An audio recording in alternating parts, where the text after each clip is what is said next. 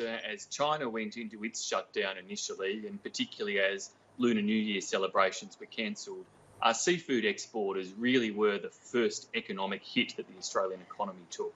And of course, since then, even though we're seeing some recovery in demand in China, it's now not just our seafood exporters, but all of those exporters who depend upon usually the bellies of passenger aircraft to get their freight out, who are now doing it incredibly tough. So the government is stepping up to provide some limited support in terms of underwriting or subsidy arrangements to try to increase the freight capacity for particularly seafood and agricultural exports out of Australia. This is crucial to make sure that our fishers and our farmers, who are so dependent upon the export markets, are still able to get their goods out to those markets so that we can protect their businesses and save the jobs of the employees who work within them. There have been serious concerns with how China's conducted itself on a global level during this pandemic, that they could have given us more information sooner. There's questions even now about the veracity of the information coming out of China. Do you think we can ever have the same trade relationship with them now that we had before coronavirus? Well, a trading relationship with China is a very important one. Now, there will clearly be thorough analysis as the world moves through and particularly gets beyond the coronavirus crisis in terms of analysis of the information and the approach that was taken to controlling this virus and how the world cooperated. And there will need to be very thorough investigations and open cooperation from all nations. What we're talking about here is about ensuring that our farmers, our fishermen, people who depend upon being able to send the surplus of agricultural produce that Australia generates out to the rest of the world are still able to do so. China is one of those countries, but so too is Japan, so is Singapore. Of course, Singapore being a key trade hub, so indeed is the UAE as another key trade hub that we need to get produce out to so that it can then be distributed to all of the different markets upon which we depend. But China is our fifth largest trading partner if we take them in concert with Hong Kong, as they insist that we do. Do you think that we can still consider them a dependable trading partner after coronavirus, considering how they've handled themselves? Well, China are a significant and important trading partner. They're a trading partner where, in the end, as I often say, business chooses with whom they do business.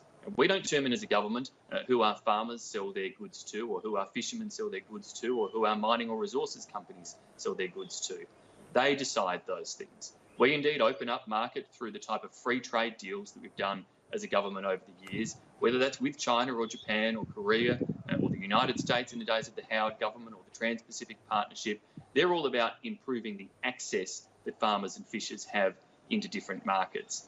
But what those businesses do is then go out and seek the best price, the most reliable customer, the best deal for them as Australian businesses to generate export earnings for Australia, jobs for Australians, revenue in terms of the taxes that are paid.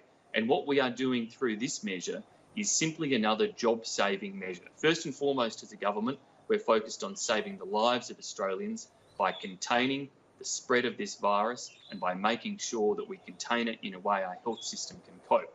But then, of course, we're focused on saving the jobs of Australians, knowing that the type of restrictions put in place in the global economic downturn are threatening jobs. That's why we made the huge step this week with the JobKeeper payment, a crucial payment to ensure that people stay tied to their employers. And this freight subsidy measure is again about making sure that we can save jobs of other Australians. And in saving those jobs here, and what we're doing is ensuring they continue to earn export dollars, pay taxes, be viable businesses, and keep us well placed for the future. I take your point that it should be up to businesses to conduct themselves in any manner they like, but if an Australian business decided they could do a roaring trade with North Korea, the government would not put resources towards helping make that happen. Should the Australian government be moving so quickly to try and help the trading relationship with China when we have serious concerns about the way they've conducted themselves through this, or should we be helping them trade with other countries, including our four biggest trading partners? Well, China is in fact our largest trading partner. I don't think it's remotely analogous to compare it to North Korea in terms of the type of measures that we have in place to restrict trade with North Korea, as we do with certain other targeted countries where sanctions are put in place for a range of other reasons. And what we are seeking to do here is to make sure that we protect the businesses, the jobs and the livelihoods of fellow Australians.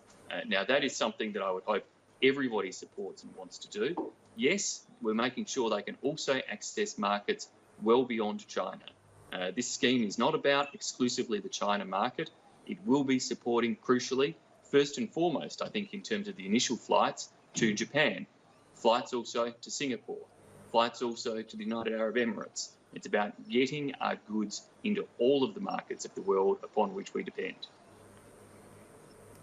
And Minister Birmingham, will the government still be able to deliver on its promised income tax cuts in 2022-24, considering it looks like we're going to be lumped with about $1 trillion worth of debt after all of this coronavirus impacts hit the economy? We will, Annalise, and we will for a few reasons. First, we entered this crisis in a far better financial position than most other economies of the world. So we entered with a stronger budget balance sheet, a stronger budget position than most other nations. Secondly, because our government has taken an approach not only of ensuring that our measures of support for the economy are proportionate and are targeted to those sectors and people who need it most, but also because we are ensuring that they are restricted to the time in which they are necessary. These are not ongoing spending measures that we're putting in place. They're measures to get Australia over that bridge to the other side of this virus and to keep people employed and to preserve the productive capacity in our economy through that time. So we're confident that when we get to the other side, the spending drops off as it should, and that we get the economy ticking over again.